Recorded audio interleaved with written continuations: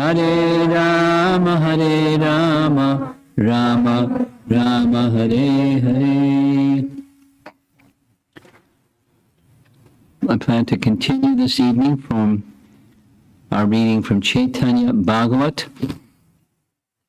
by Vrindavan Das Thakur. And we're at the stage of Nimai Pandit's life where he had not become a devotee yet, which means his age is somewhere in his late teens, something like that. He's already a grahastha, so maybe around 19, 20, something like that. Lakshmi Priya is his wife, and he's with his students, enjoying his transcendental pastimes. We heard from chapter 12, like Lord Narayan in Badrikashram enjoyed his pastimes as a teacher of his followers in the north of India. So same Supreme Lord, Narayana, only in this case Gauranga, enjoying his youthful pastimes as a teacher. So the feature of chapter 13 is defeating Digvijayi. Digvijayi. There was a practice at the time. Well, I'll go back. It's nice to know this.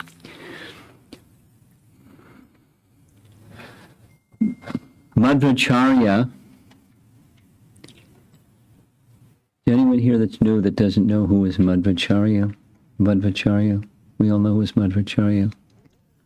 Madhvacharya, in our disciplic line, wrote many books.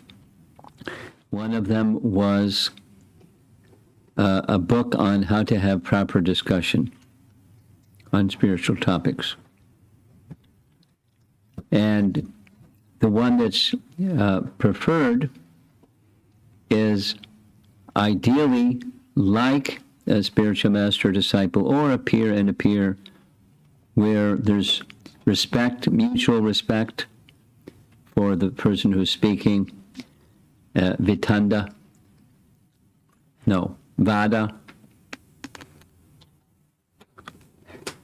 Just like Sanjay at the end of Bhagavad Gita declares that he was able to experience this samvada between Arjuna and Krishna. So it's a discussion.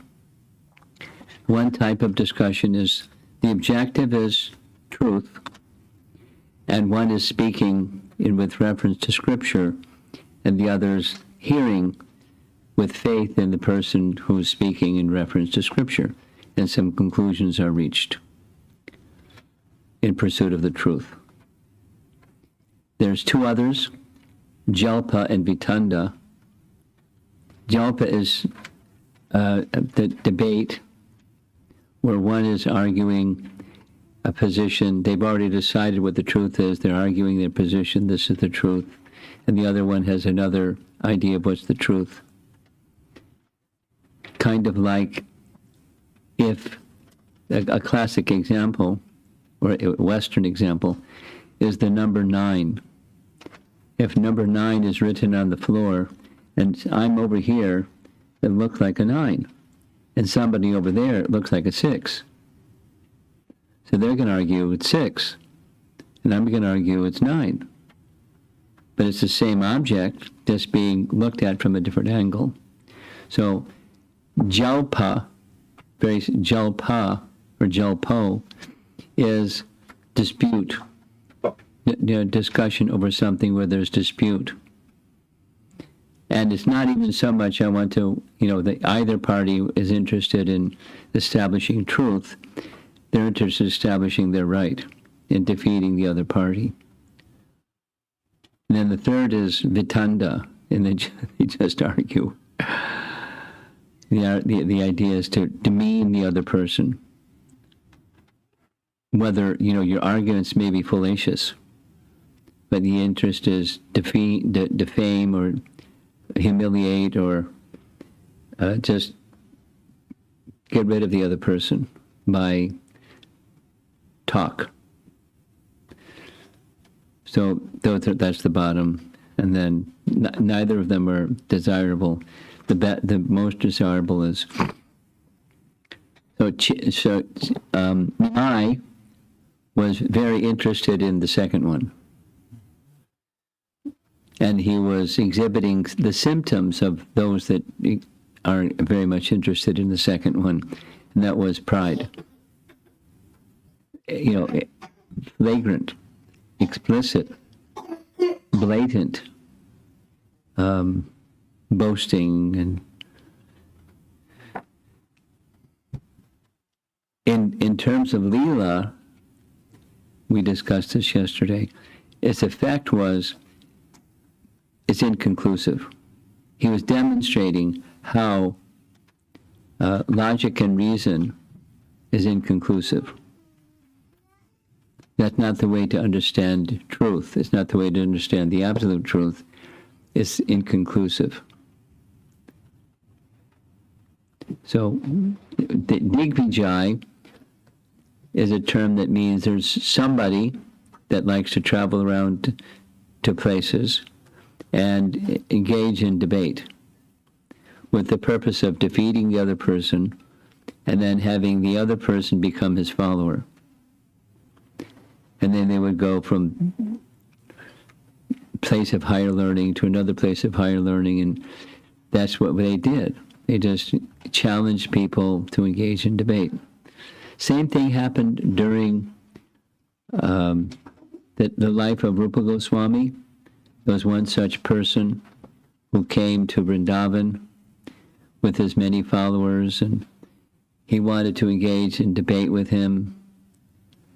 Rupa wasn't interested in debate with a wrangling personality, so he simply said, "Oh, you're too learned. There's no contest here. Well, if you accept that I'm superior, then you sign something saying you've been defeated." "Oh, yes." And it's described in the writings of Vaishnava authorities that one should not indulge in that kind of exchange. A Vaishnava should not engage in wrangling arguments that are wasting of time with people that are engaged in that kind of activity. It's recommended to not engage like that. So, Digvijayi from Kashmir, that was his program. And he came to Navadvip because he heard that it's a seat of high learning. We before Chaitanya Mahaprabhu was born, his father Jagannath Mishra was very learned, young man. And he moved to Navadvip because it was a place of high learning. As we said yesterday, it was like Harvard or MIT. It's got this reputation. It's really a place of high learning. So he went there. And he married the daughter of Nilambar Chakravarti, who was the best scholar of his time. So she was the daughter, Sachi was the daughter of Nilambar Chakravarti. Later we find out that Sarvabhauma Bhattacharya knew and had a friendship with Nilambar Chakravarti. And when he heard that this young sannyasi that had come to Puri was the son of Jagannath Mishra, who married the daughter of Nilambar Chakravarti, oh, I know him. I know his father. I know his mother. I know his grandfather. Must be a wonderful person. Immediately it struck a chord. So, Digvijayi was traveling, and he came to Navadvip, interested in one thing, getting followers, and finding the most learned person and challenging in debate the most learned person, which was what we heard in chapter 12, Nimai would do all the time. he would do all the time. Make a statement or ask people to speak their statement, and he would refute it. It was like that was his business. Jalpa. In this kind, we're used to this word prajalpa. And we're recommended don't engage in prajalpa.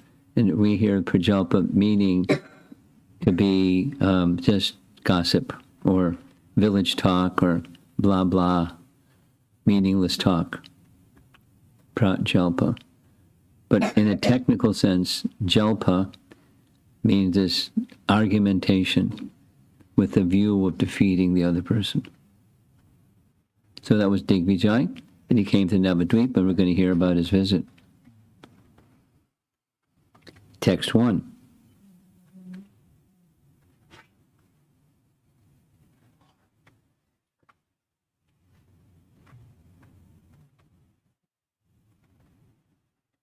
Yeah. The author, Vrindavan Das, ends the chapter this way. This is from the chapter summary at the beginning. Even a most proud person becomes extremely humble by the mercy of Gora. Even persons who are intoxicated with pride, due to material wealth, give up royal happiness to live in the forest and worship Hari.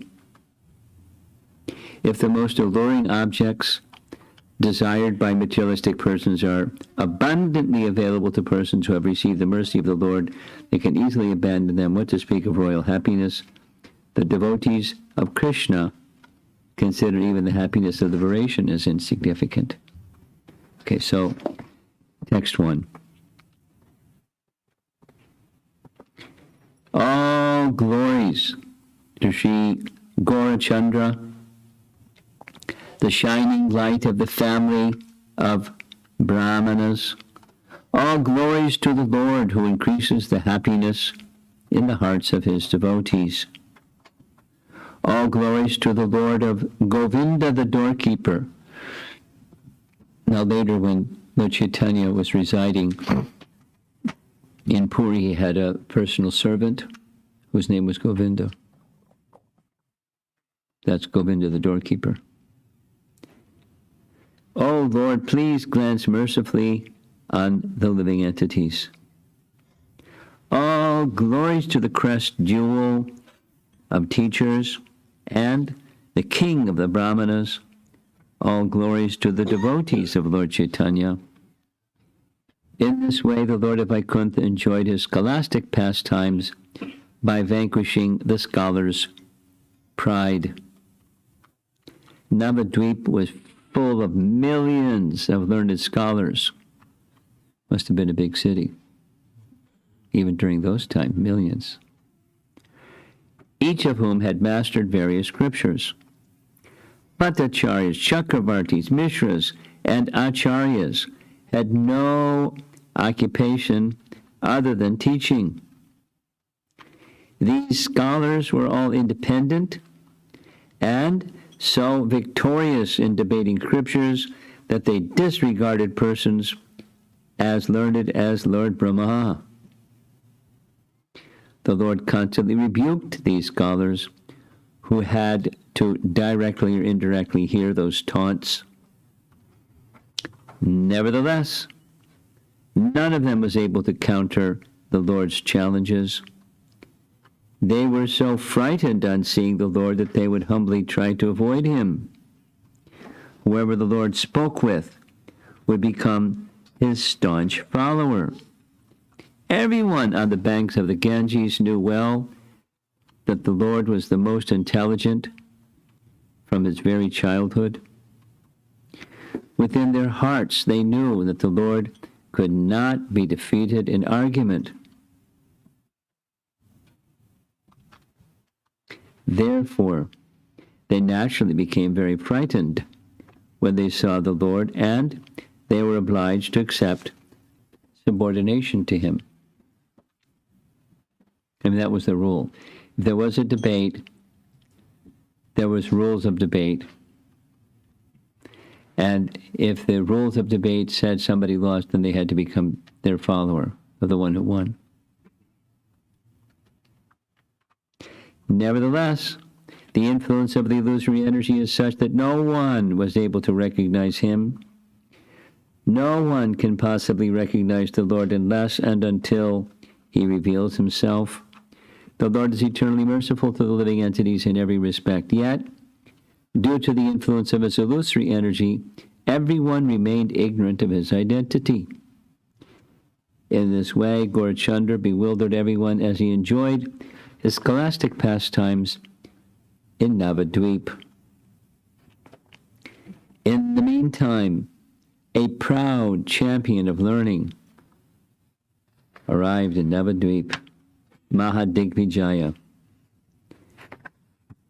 He was a staunch devotee of Goddess Saraswati. By chanting her mantra, he had won her favor. Saraswati is the personification of devotional service to Lord Vishnu. Being non-different from Lakshmi, she eternally resides on the chest of Lord Vishnu. She is the mother of the universe.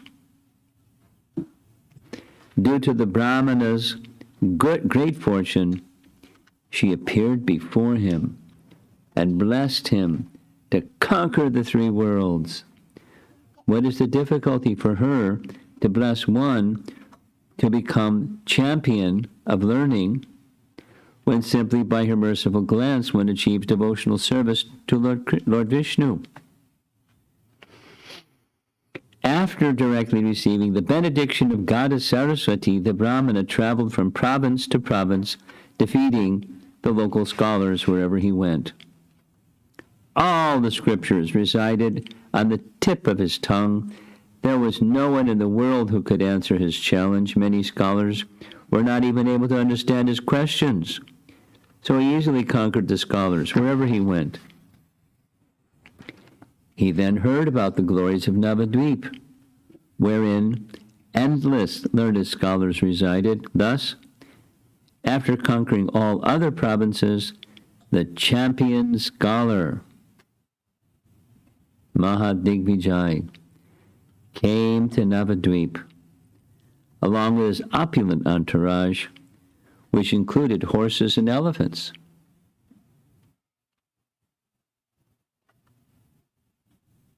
As a result, a loud commotion arose in every house and every assembly of learned scholars in Nadia. People everywhere were heard saying, "A champion scholar has come to Navadvip with a certificate of victory from scholars all over the country." When the learned scholars of Navadvip heard that he was favored by Saraswati, they began to worry. Of all places of learning throughout Jambudvip, Navadvip surpasses all. If this Digvijayi is victorious in such a place as this, then scholars all over the world will condemn us.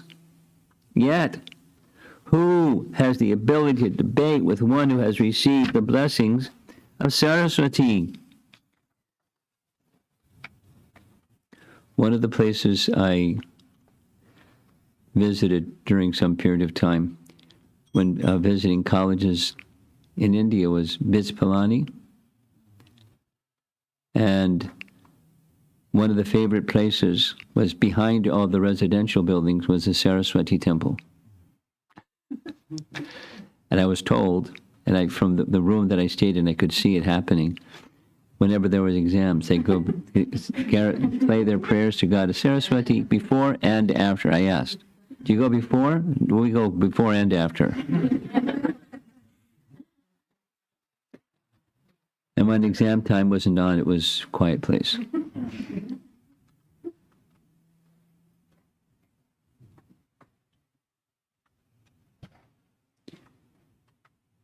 Since Saraswati resides on his tongue, how can a human being debate with him? Thousands of great Bhattacharyas left their duties out of anxiety.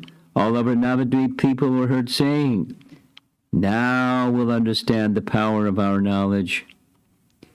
The students went and informed their teacher, Gauranga, of all these incidents. A Digvijayi who has been blessed by Saraswati, who has conquered scholars throughout the world, has come with his certificate of victory. He has arrived in Navadvip surrounded by elephants, horses, palanquins, and many followers. He has come to Navadvip seeking an opponent. Otherwise, he demands a certificate of victory from the scholars of Navadvip. Hearing the words of his students, the jewel-like Gauranga smiled and began to describe the nature of the Supreme Lord. Listen, dear brothers, the Supreme Lord never tolerates false pride. Whenever the Lord sees someone proud of some personal quality, he certainly removes the cause of that pride. Nice purport. The nature of both the tree laden with fruit and the man decorated with good qualities is that they bow down with humility. You must have heard of the great Digvijayis of the past, like Hai Nashua, Nahusha, Vena, Bana, Naraka, and Ravana. Therefore you will see this Digvijayi scholastic pride vanquished here in Navadvip. After saying this, Nimai smiled. Then in the evening, he took his students to the bank of the Ganges. As the students sat around the Lord in various groups, it created an unprecedented scene. The Lord jubilantly engaged in discussing Varnashram Dharma and scriptural topics on the bank of the Ganges. Though he did not say anything, the Lord thought, how shall I defeat this Digvijayi? This Brahmana has become most proud because he thinks there's no one in the world to oppose him. I will defeat him in an assembly. If I defeat him in an assembly, it would be equal to death for him. Everyone would belittle him. They would plunder his belongings, and he would die in lamentation. You know, for one who has once been honored, dishonor is worse than death, right? So he's considering how to do this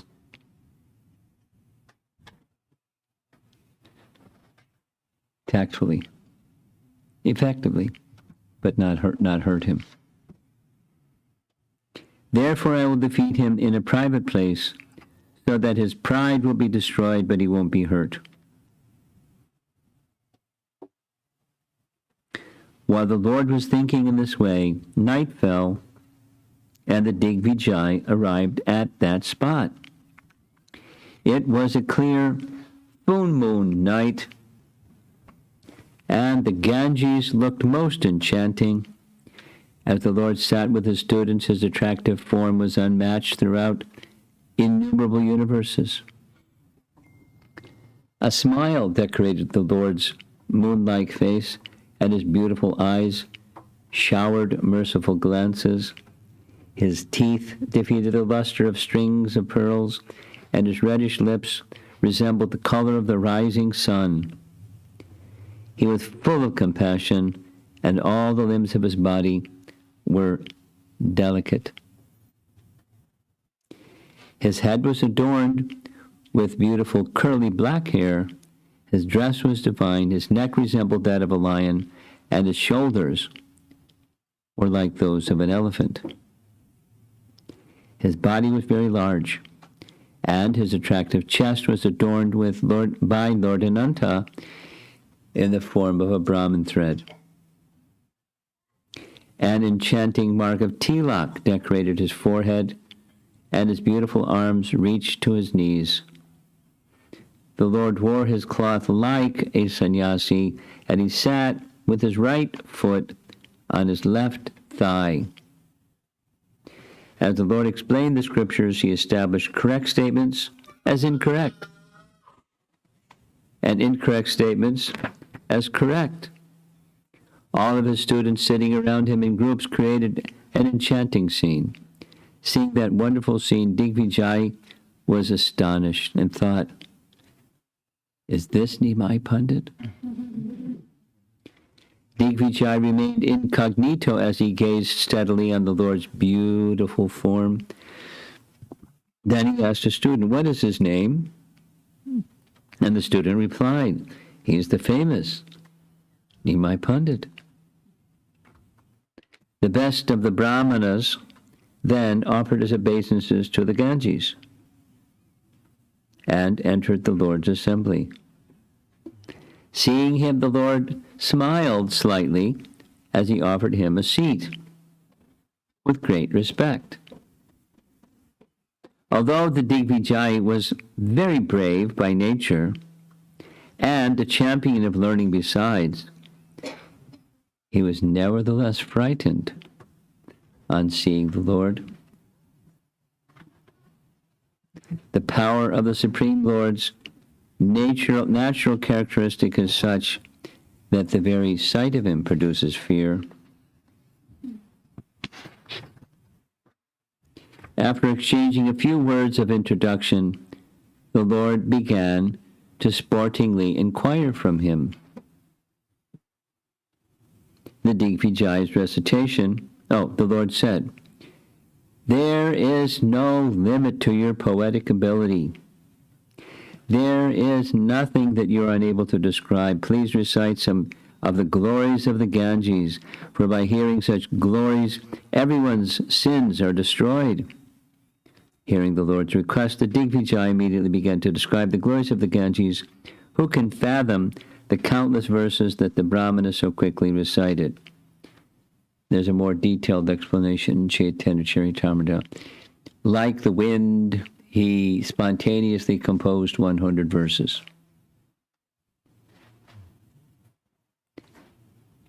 The Digvijayi's recitation was like the deep rumblings of clouds.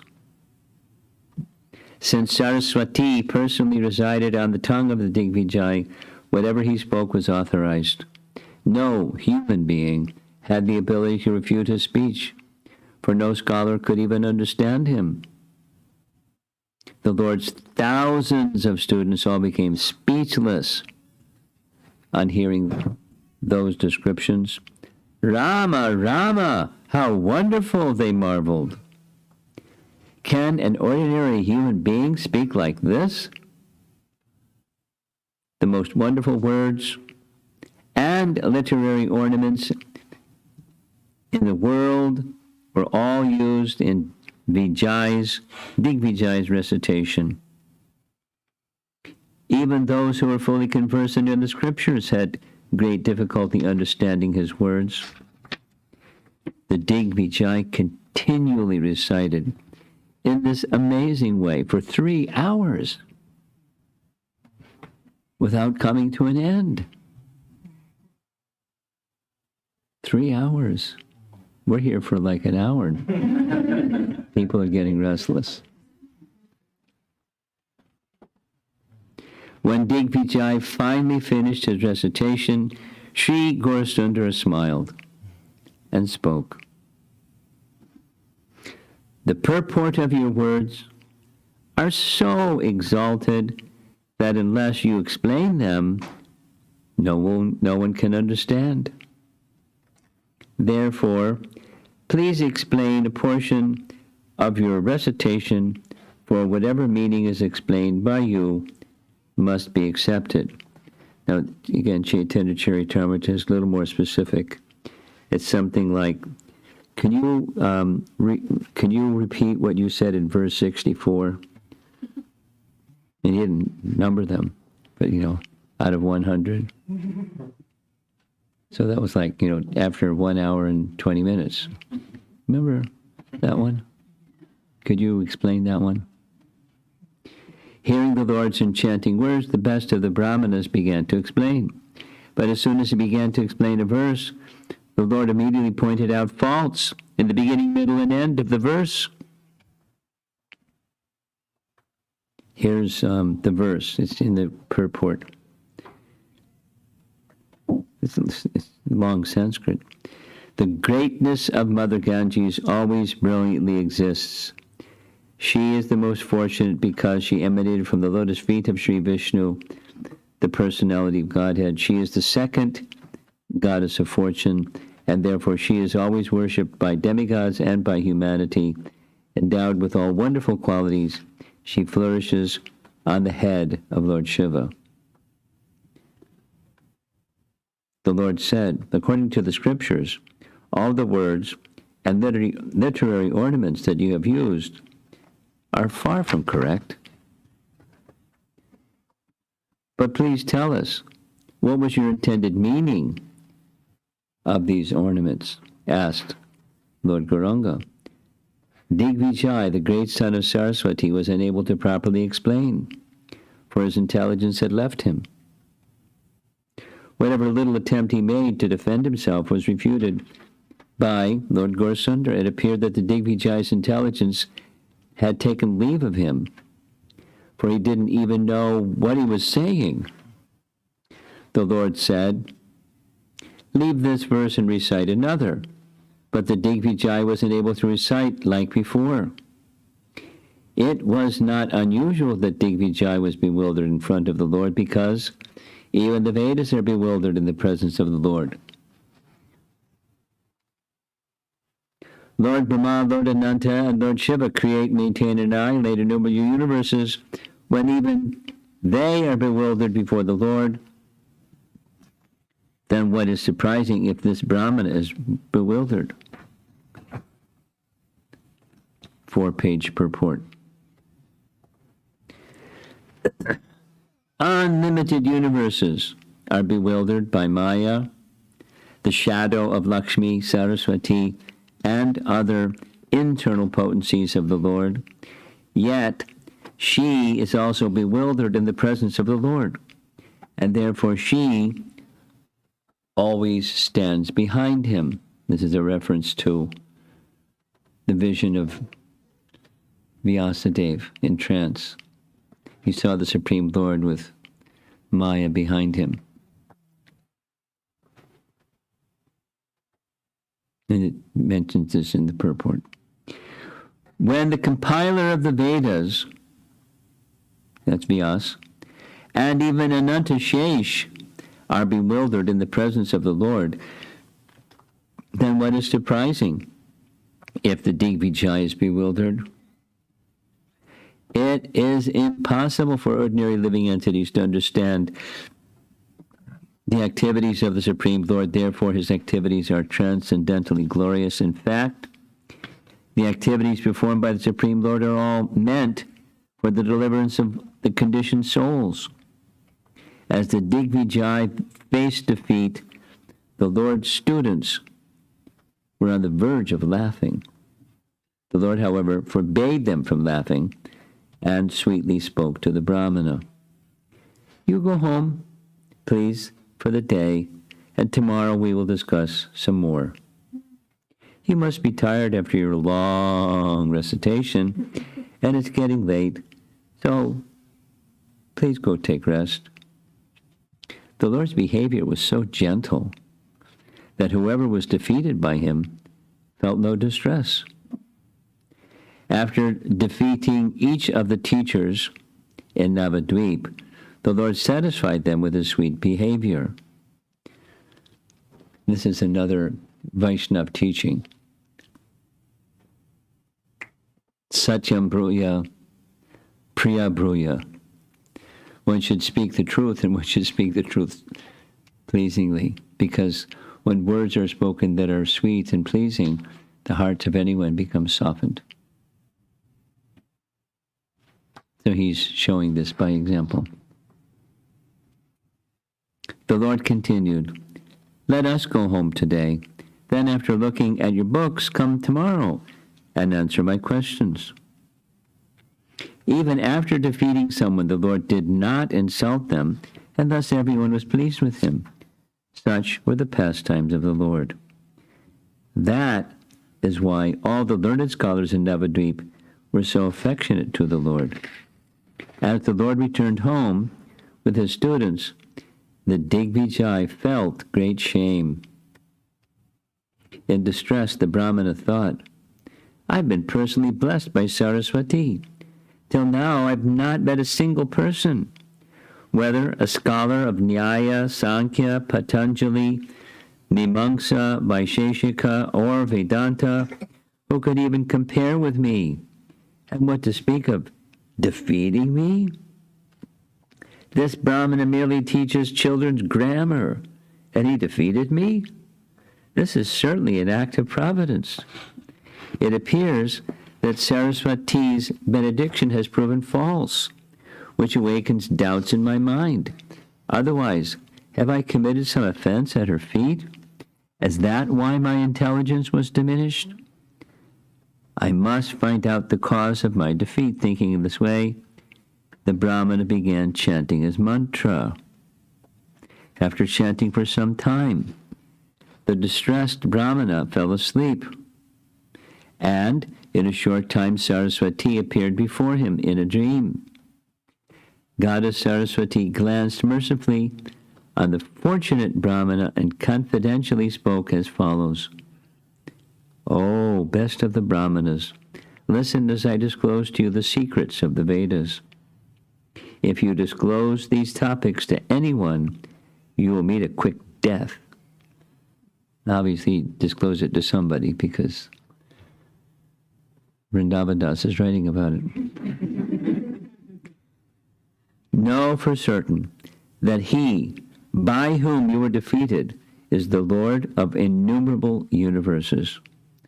I am an eternal maidservant at his lotus feet, and I'm embarrassed to appear before him. The illusory energy of the Lord cannot take precedence, being ashamed of her position. But, this is quoting a verse from the Bhagavatam, by the way, but those who are bewildered by her always talk nonsense, being absorbed in thoughts of it is I and it is mine. O Brahmana, although I speak through your tongue in front of him, I have no power.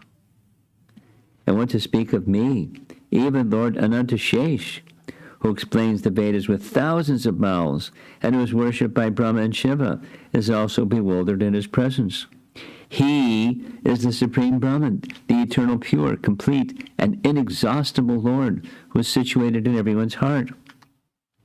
Fruitive activities, mental speculation, material knowledge, pious and impious activities, direct and indirect perception, and more than I am able to say, all these created by and destroyed by that Lord you just met in the form of a Brahmana. Long purport. Know for certain that everyone, including Lord Brahma, enjoys happiness and distress according to his will alone. Listen, dear Brahmana, all incarnations such as Matsya and Kurma are non-different from him. In the form of Lord Varaha, he rescued the earth. In the form of Nrsimha, he protected Prahlad. In the form of Vamana, he is the life and soul of Bali. The Ganges appears from his lotus feet. This Lord appeared at Ayodhya and then killed Ravana as one of his innumerable pastimes. He is known as the son of both Vasudeva and Nanda, and now he has appeared as the son of a Brahmana to enjoy scholastic pastimes. Do the Vedas know this incarnation of the Lord? Who has the power to know unless the Lord reveals himself? The title of Digvijayi is not the real fruit of your chanting mantras to worship me. The real fruit of your chanting is that now you have directly seen the Lord of innumerable universes. Therefore, O Brahmana, go immediately and surrender yourself at his lotus feet. Don't ignore my words by considering this only a dream. I am controlled by your chanting and have therefore informed you of that which is unknown to the Vedas. Speaking these words, Saraswati disappeared, and the most fortunate Brahmana woke up. Similar, very eloquently and differently described in Chaitanya Charitamrita, but the essence is quite similar. Immediately after getting up, the Brahmana went in the early morning to the Lord's residence. The Brahmana came and offered his obeisances to the Lord, who picked up the Brahmana and embraced him. The Lord said, "O Brahmana, why have you come so early? What is the reason for this behavior?" The Brahmana replied, "It is all due to your merciful glance." The Lord said, "You are the champion of learning. Why are you treating me like this?" The Digvijayi replied, "Please listen. O king of the Brahmanas, just by worshiping you, all one's activities become successful. You are the Supreme Lord Narayana, but you have appeared in Kali Yuga in the form of a Brahmana who has the power to recognize you. Doubts arose in my mind when you asked me questions that I was unable to answer, O Lord. All of the Vedas confirm that you are devoid of pride. Now I have seen this with my own eyes. There is no doubt about it. Although you have defeated me 3 times, you have maintained my prestige.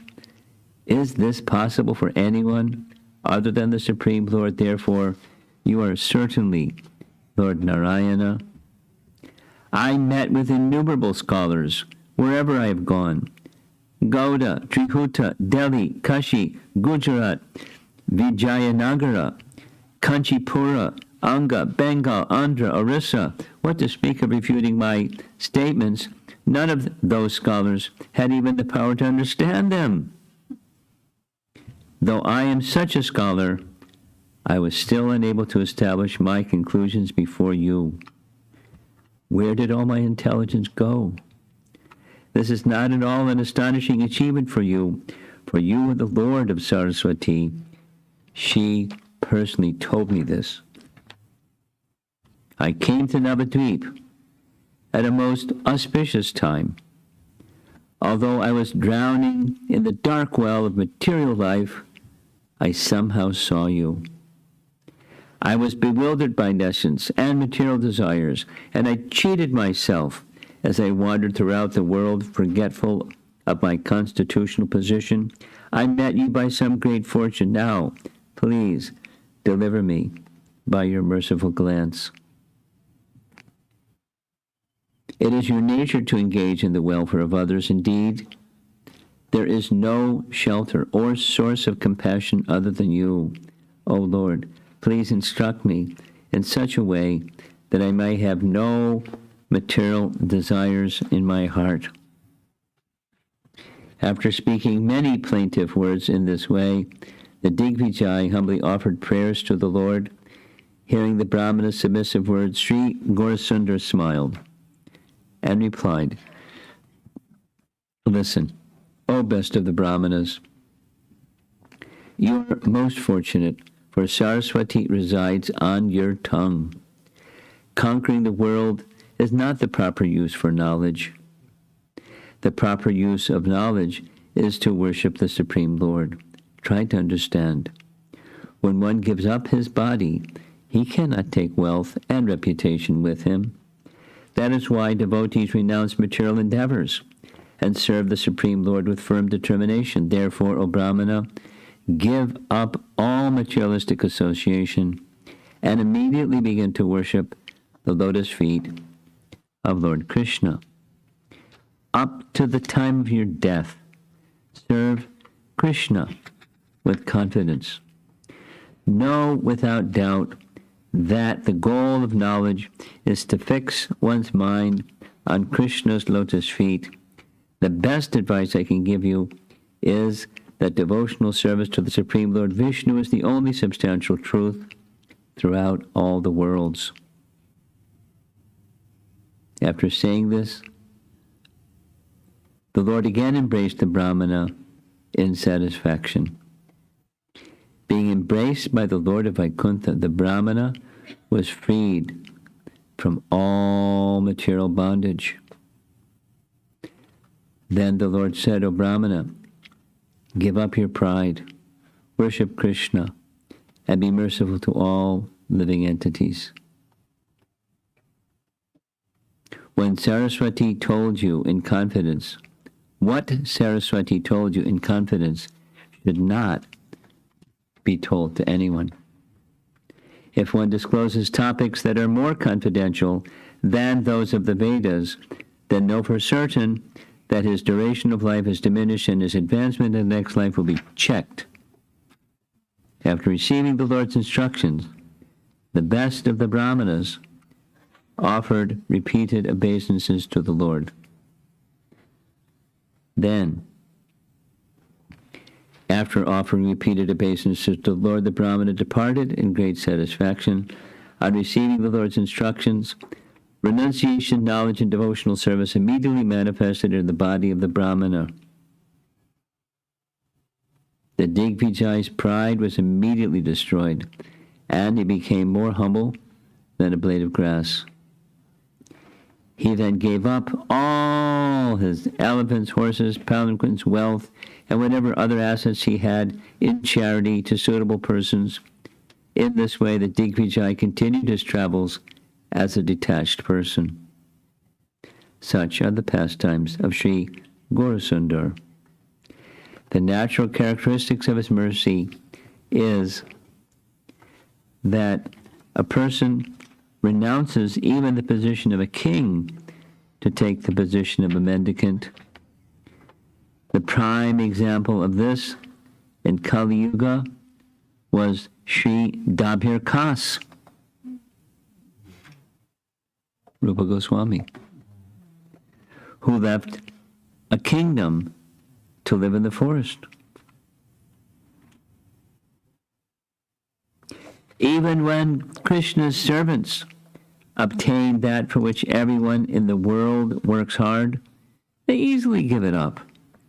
One finds happiness in kingly opulences only when he does not know the glorious happiness derived from devotional service. Leaving talks of happiness from kingly opulence far aside, the devotees of Krishna consider even the happiness derived from liberation as insignificant. Nothing is obtained without the Lord's merciful glance. Therefore, the Vedas enjoined one to worship the Supreme Lord. Soon everyone in Navadvip heard that Sri Gaurasundar defeated the Digvijayi. People were all astonished, and they said, Nimai Pandit is a great scholar. He has even defeated the Digvijayi. We never heard of such a learned scholar as Nimai. The pride of Nimai Pandit is justified. And now his reputation has spread. Someone said, if this Nimai studies logic, he will certainly become a Bhattacharya. Someone else said, oh, brother, let us all together award him the title of Badi Simha. That's they purport is short. Badi Simha is the name of one Vaishnava from the line of Ramanuja. He was like a lion in destroying the philosophy of monism.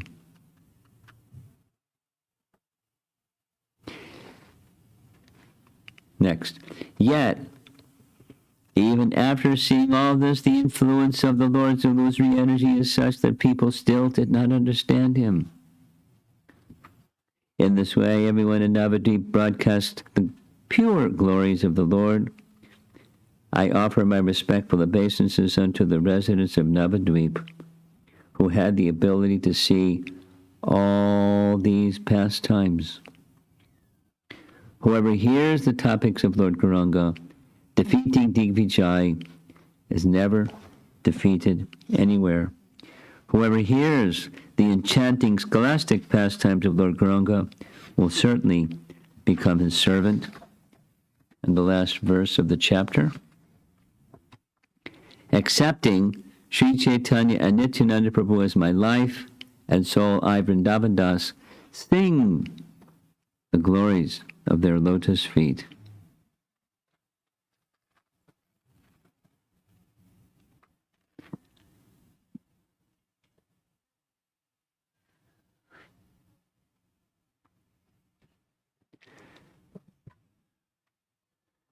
Another thing I forgot to do. Can you, in Gauraguna Deshtipika, Digvijayi Pandit, because it's going to be asked. I forgot to check.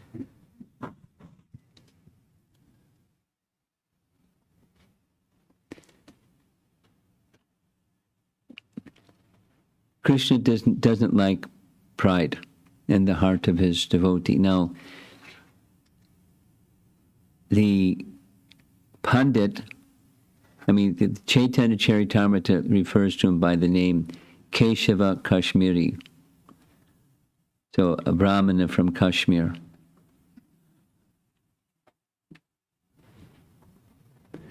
And he was a devotee. He was devoted to Saraswati. Now, it's a detail, but there's different. There's the original Saraswati, and there's expansions and further expansions of Saraswati. The reference here is, this is the Saraswati who is the constant companion of Lord Vishnu. So even the expansions of Saraswati, like the demigoddess Saraswati, the goddess of learning Saraswati in the demigod realm, isn't going to stand before Lord Vishnu and challenge him. She's not going to do that. That's how it's described in Chaitanya Charitamrita. She scolded him. Of course, because I worship him. How could I help you defeat him? You've made a big offense. Go back and throw yourself at his feet and become his disciple. So here it's, very similar. You find it? Okay.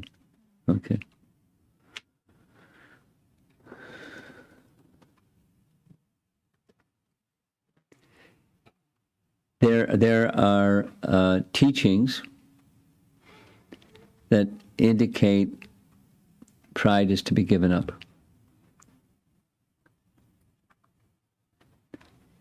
I'll share this. I've been preparing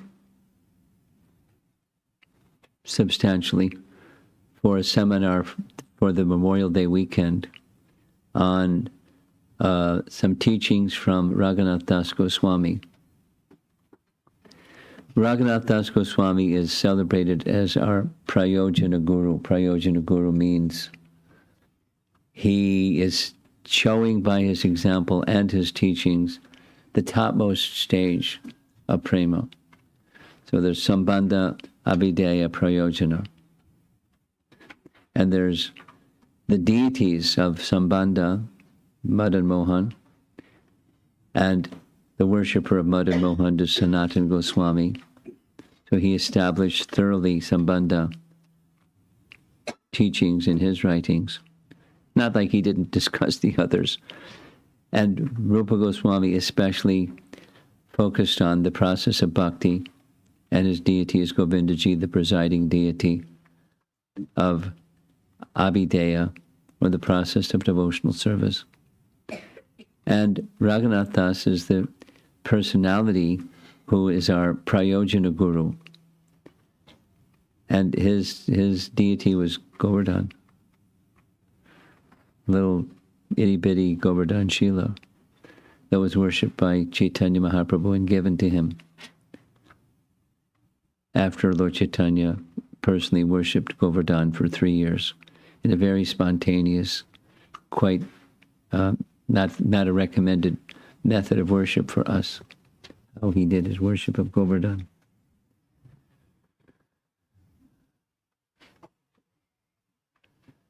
Are you getting restless? A little bit?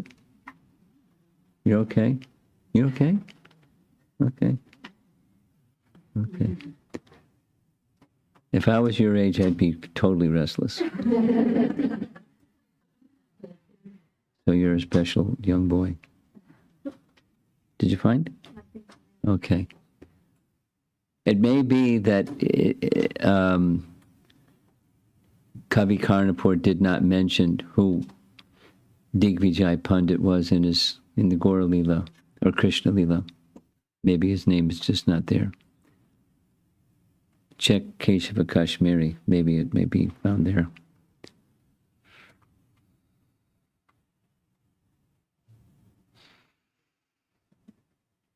So in his writing, Raghunath Das's writing, which according to Bhaktivinoda Thakur is a padati, or a manual to know step by step how to reach the goal, the prayojana goal, this stage of spontaneous love that the residents of Vrindavan have for Krishna.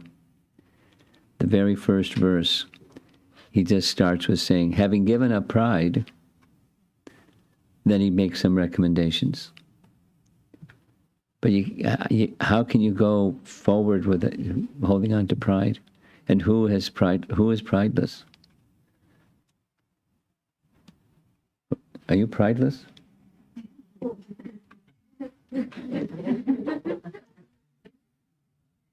Prabhupada, I remember very clearly Prabhupada describing this, a lesson that he learned when he was young, that even a pauper is proud of his penny. I've said this many times, but I'll say it again. His father was taking him from Calcutta to Puri to attend Rath Yatra. And as it goes in riding in trains in India, sometimes there stops, but sometimes you stop for some time and people get off the train and do their thing off the train. So Prabhupada went with his father off the train for one of those longer stops.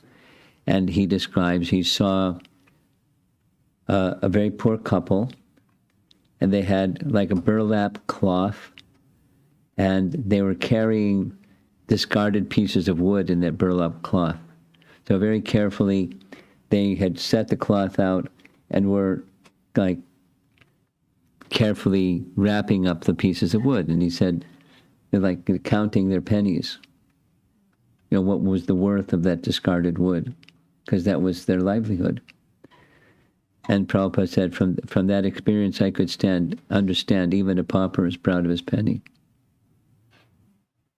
I mean, a little boy understanding just by seeing that on his train platform. And pride blocks. It's very dark. It blocks mercy. So although this Digvijayi had the mercy of Goddess Saraswati, he was blocked from the goal. And when the pride was removed, very elegantly, very respectfully, but also deliberately, when his pride was removed, then he became a great devotee. There's reference elsewhere that said that Lord Chaitanya then instructed him to write books in glorification of Lord Vishnu and worship of Lord Vishnu. So that's what he did, because he was a great scholar. But that's the scholarship properly directed as to scholarship improperly directed. So being intelligent, then one has some aptitude that other people don't have, and some honor goes to the person that has that aptitude that other people don't have, just like some people have money, or some people have beauty, or some people have strength, or some people have something, and then people honor that somebody that has that something. And it's just a perverted reflection of honoring Bhagavan, because where do those opulences come from? And how do you, when you have something, whatever that something is, how do you use that something in worship of Krishna? So the Digvijayi got it because his pride was removed, and that's what he did. Now, to remove pride, it doesn't absolutely necessitate giving up worldly possessions. There's, I'll just end with this and see if there's some discussion. One of the, it doesn't happen so much.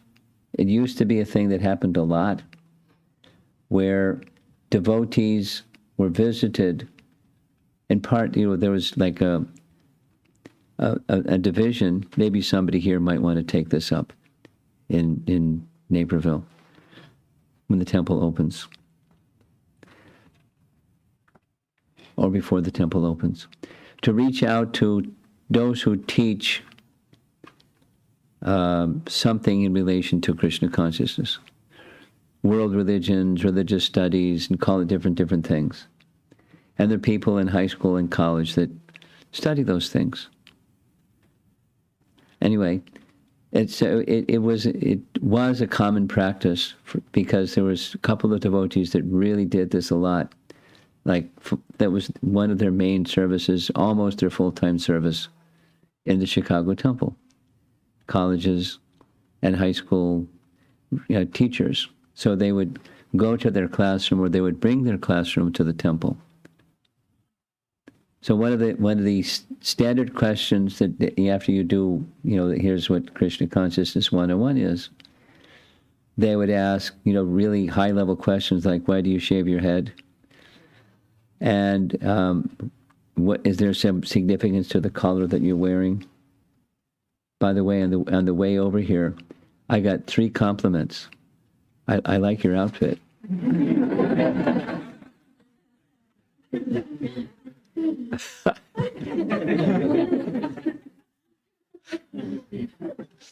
In Southwest Airlines, you can choose your own seat. So I like sitting on the aisle seat. And when there's enough people on the plane to sit at the window seat, if there isn't enough to fill up, there's always people don't like to sit next to me. So if you want to have a free seat and you fly Southwest, just wear sannyas dhoti.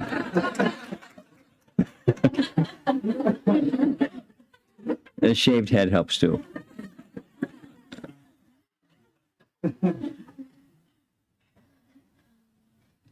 One of them, when the bags came, we had to wait forever for the bags to come out. This man came up, he had a small son. He said, the son wants to know, are you a priest? And I said, yes.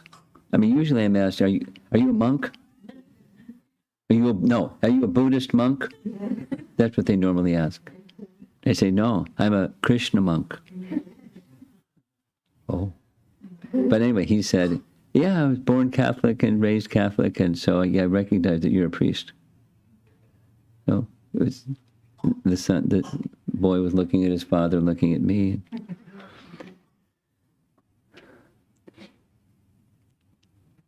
I got distracted now. Telling that little side story. So why do you shave your head? What's the meaning of the color of the cloth? And then another standard question is, in order to become a member of this religion, you have to renounce all worldly possessions. And that's an American or Western phrase that, when you become like a priest, where you renounce you take a vow of poverty. And I had, I was interviewed by Social Security because I'm a senior citizen now, and they said, what's your income? You don't give me this vow of poverty thing because we don't pay attention to that. I was really surprised. No, it's a standard thing for people that lead a monastic life. They literally take a vow of poverty.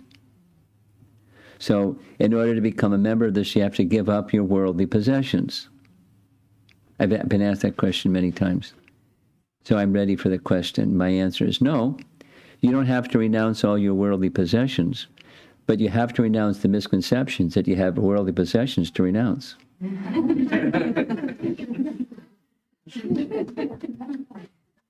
Pause and then explain. Everything belongs to God. So it's not that in order to to become free from pride, you have to give up all your worldly possessions.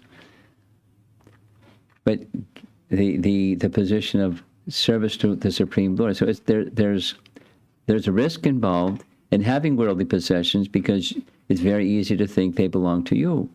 It's just quite natural. But the pride that goes along with the bodily conception, the mind conception, it leads to pride. Pride blocks mercy. So Krishna is very kind. Lord Chaitanya is here, the kind in this case, to Digvijayi, removing his pride.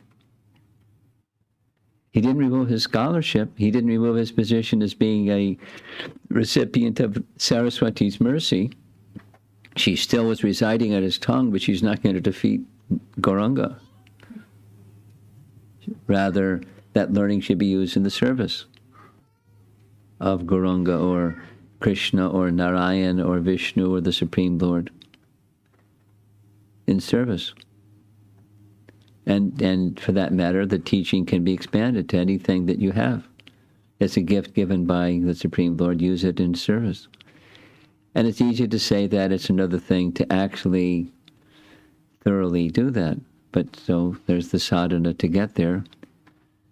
And then back to this teaching of Rupa Goswami, Raghunath Das Goswami, giving up all pride.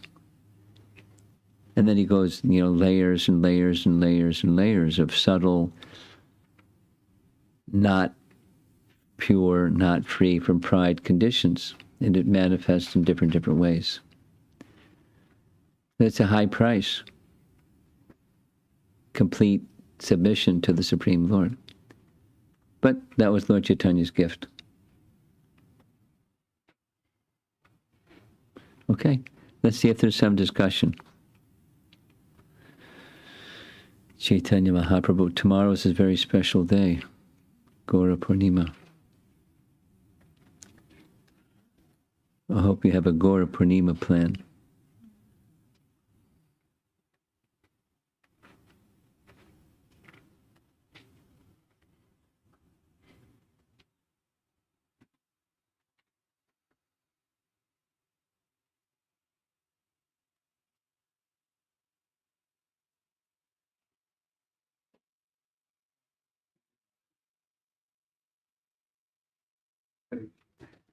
Hare Krishna Maharaj. Maharaj, is Keshav Kashmiri same as Digvijayi Pandit? Yes. Yes. That's how it's mentioned. That's how he's referred to in Chaitanya Charitamrita. It's not how he's referred to here. But it's the same person. Nomenclature is different. Same person. I was just curious. Maharaj. Same pastime. You know the pastime. Yeah.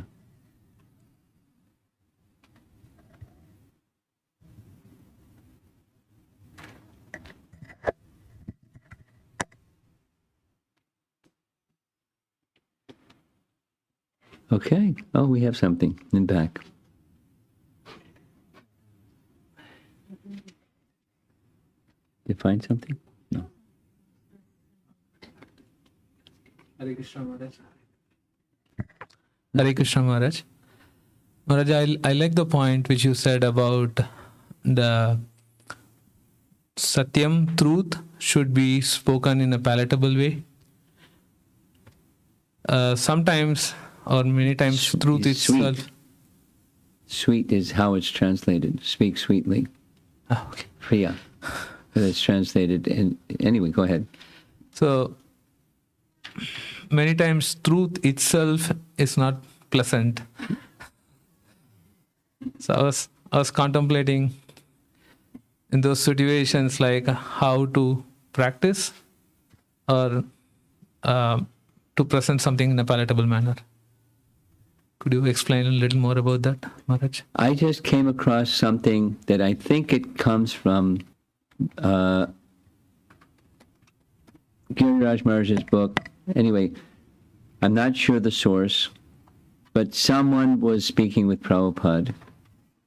The quote I can circulate. I've never met anybody that has it's so full and so many qualities as you. And Prabhupada, they were just making a comment. And Prabhupada's reply, after a pause, was, these qualities and characteristics are inherent, but they reveal themselves only to one who has become free from upadis. And then when one becomes free from upadhis, everything becomes revealed, including good character and good conduct and good qualities. So there's a nice answer. The how-to is become free from upadhis. So and if you're free from upadhis, then who are you? Who are you? Question. By recognizing Gopi Bhartur Padakamlayor Dasa Das Anudas, then you'll know how to speak pleasingly. Until then, you may be trying, and almost for certain, it'll fall short. And then you wonder, what's wrong with them? Or you might wonder, what's wrong with me? Or a combination. But pure consciousness is required.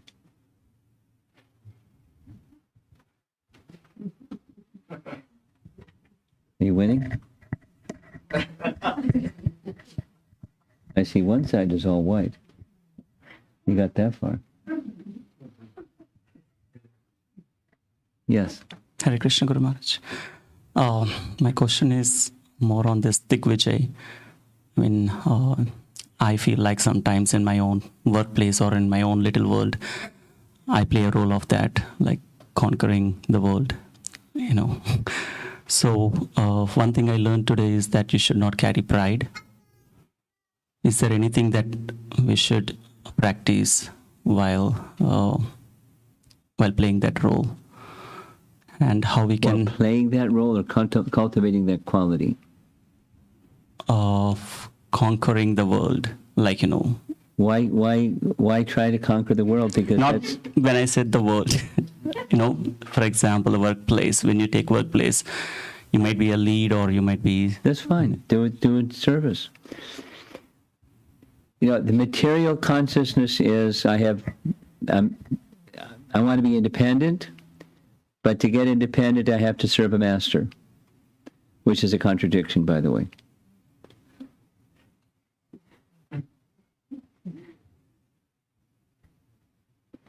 So the consciousness of Krishna consciousness is my business is not to please other people. My business is to please Krishna. He's the master, and I'm serving him. So let me make my activities in the workplace or wherever pleasing to Krishna and not compromise. Now, there's lots of pushing forces, pushing this way and that way and the other way to, drop that idea, man. You got to get ahead. You got to da-da-da-da-da. Da-da-da-da.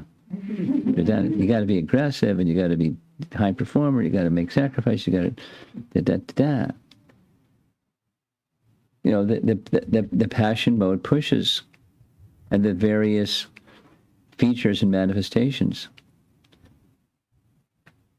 And if you don't do that, you're going to get the boot, because you got to do that. But that's not true. And if there is a place that's that degree of darkness, you don't want to be there anyways. However, a devotee excels because the endowments to excel are coming from the one who has a big warehouse of excellent endowments.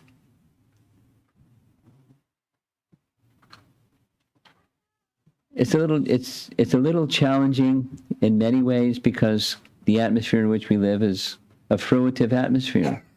This is Bhumandala, or this is the place where passion, living entities in the mode of passion reside. Goodness up here, ignorance down there, and this is the passion place. So it's like competition and compete and strive and endeavor for success. And that's the mode that's pushing and up from all directions. And being involved in devotional service, you check out of that one, at least externally. Internally.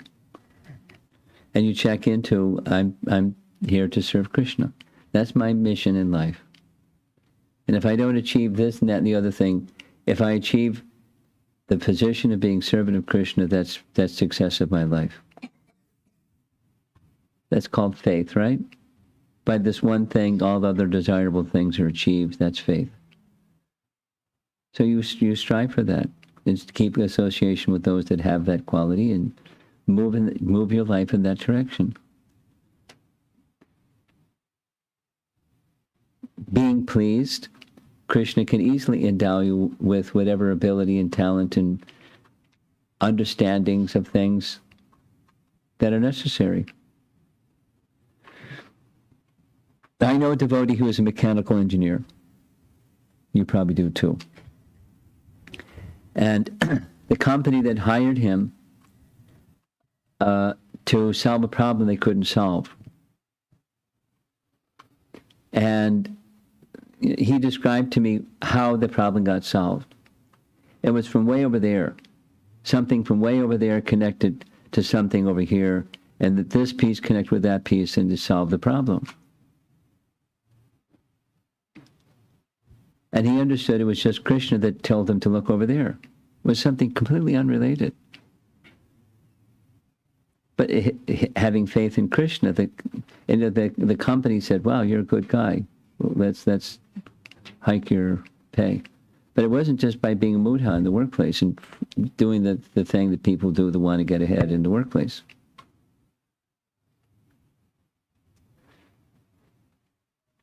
If you submit to that, it's a struggle. Exactly as Krishna says in Bhagavad Gita. Mama maya durachaya.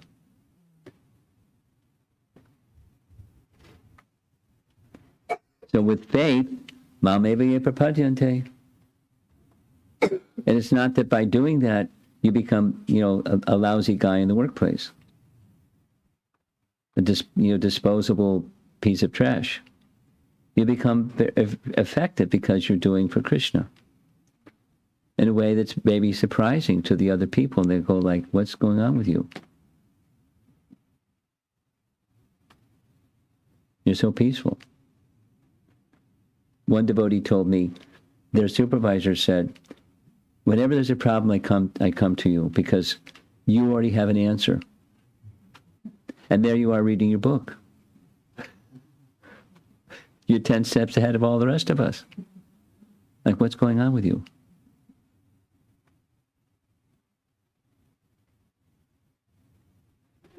And that's just in the workplace. It's not outside the workplace.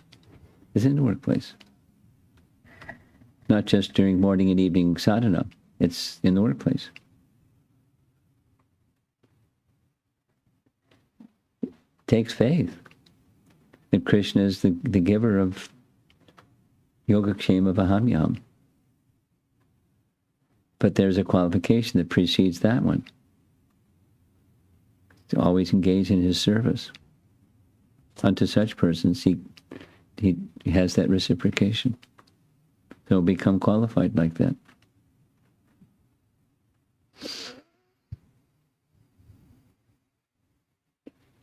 Yes, behind you. Thank you, Maharaj, for a very, very wonderful and deep class. I was just thinking how Lord Chaitanya's mercy extended to the Mayavadis also, Yes. during his Yes. presence here, and how how he was so merciful and how he defeated them. It seemed like in each of the cases he dazzled them by his beauty and effulgence first, and before he actually, especially in the case of Prakashanand Saraswati, Yes. he was so proud. He was very heavily critical, much more than this Digvijayi. Yes. And the way he subdued him first is that effulgence when he sat there, but in a very humble way. And that got him, because the Mayavadis are so hardcore that, it's just so hard to change their hearts that the Lord had to do something. Of course, he dazzled everybody by his beauty. So I was just wondering about that. There's emphasis in Chaitanya Charitamrita about exhibiting an effulgence like the Brahmajyoti. They go, hey, that's our goal. Look at this. The other features don't get the same highlight, but my understanding is consistent in all of his pastimes. His features, specifically also his humility, because humility genuinely expressed is very disarming. Very disarming.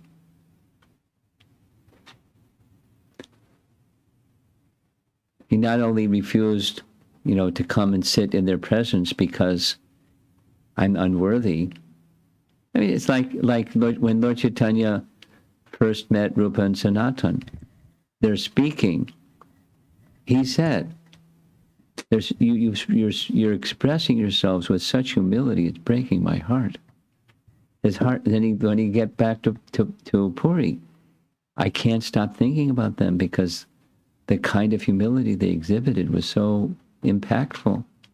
Humility is genuine humility, not the other kind, but genuine humility is very powerful. It doesn't get the same, number of verses in Chaitanya Charitamrita. My understanding is the presence of Lord Chaitanya was disarming. Without his presence, they were blasphemy. And that was breaking the hearts of the devotees, which moved Lord Chaitanya to do what he did. But otherwise, doesn't want to associate with those people. But he did.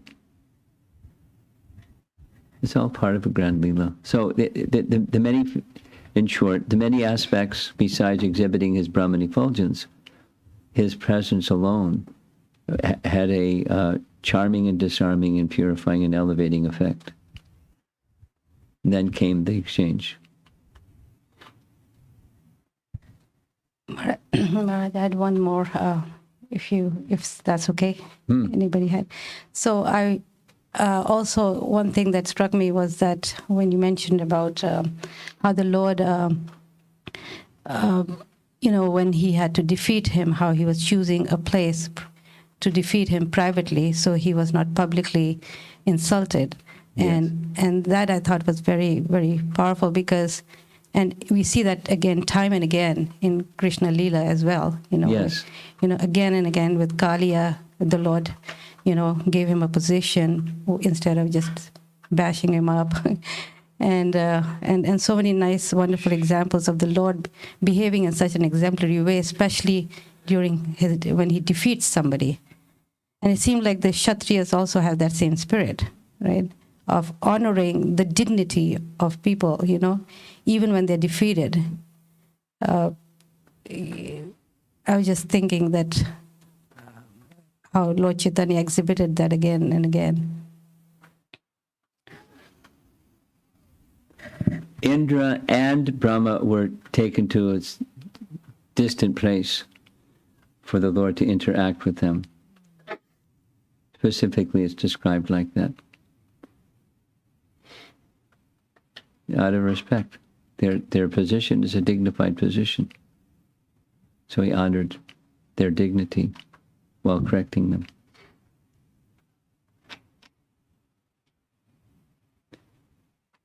Yeah, it's cultured people, what to speak of the Supreme Person, cultured people consider those things.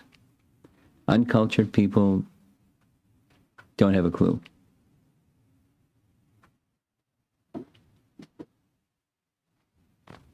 So we learn from cultured people. And we learn from the Supreme Lord. You have something? I thought so. Guru Maharaj, just a follow-up on that incident where Lord was very soft-hearted and actually touched Digvijaya's heart. I've been contemplating on that, particularly when sharing with new people or family members who have this conception of impersonalism. I have this feeling that kind of I know superior knowledge and I have to, let them know that they don't know better than me in that sense. I understand there is not much purity or compassion in the heart. But is there anything, this is definitely very touching, Guru Maharaj. So just want to hear from you. In my stage, particularly when sharing with other people, how can we not share that in a mode of defeating them?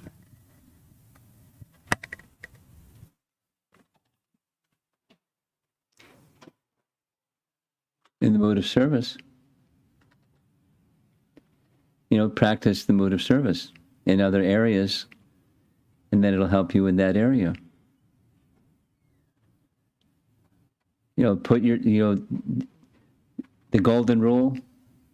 Supposing you were on the other receiving end, and you had a conception that you had bought into, and somebody comes along and looks down on you, you're going to push back. Human. Resent. Push back. You'll get dug in more deeply. So,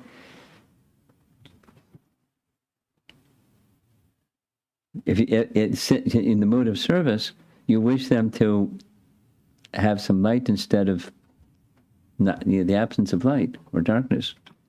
Buy into it. So, how do you nicely turn the light on? Not turn the light on, but how do you do it? So that they don't get further entrenched. And sometimes people will test. They'll throw something out to see how the other person is going to respond. If the other person responds in a way that, aha, I thought so. They don't care about me. They just want their view to prevail over everybody else. And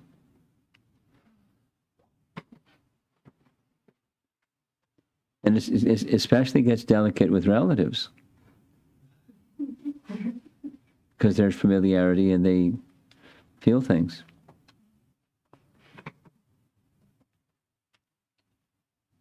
Therefore, with relatives, especially, achar more than prachar. Show the character and quality of a Vaishnava strongly and consistently, and be in the mood of service in interactions with them in other areas, so they can see that, you can feel and they can see that quality. And then when you speak on these delicate areas, it doesn't have the same trigger.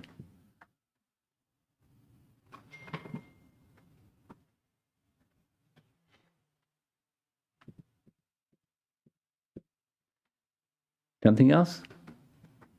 Srila Prabhupada ki jai.